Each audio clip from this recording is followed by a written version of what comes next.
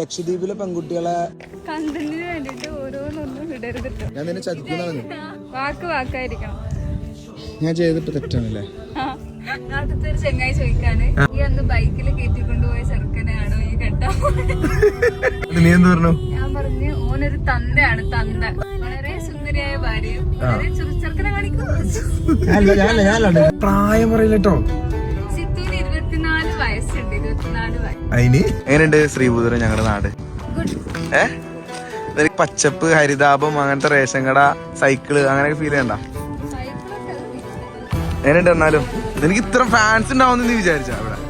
സത്യം പറ, തോന്നിയിട്ടില്ല? ചായ കുടിക്കുക, ചായക്കടയിൽ കയറി. ഇതൊന്നും ലക്ഷദ്വീപിൽ കിട്ടൂല. കാടമുട്ട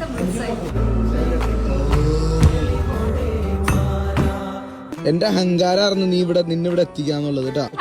ഹലോ, ഞാനേ കൊച്ചി കാണാൻ തുടങ്ങിട്ട് കൊറേ ആയിട്ട്. നിന്നെ കൊച്ചിയിൽ അറിയാൻ തുടങ്ങി ഞാൻ കാരണം. കൂടുതൽ ഡയലോഗ് അടിക്കണ്ട.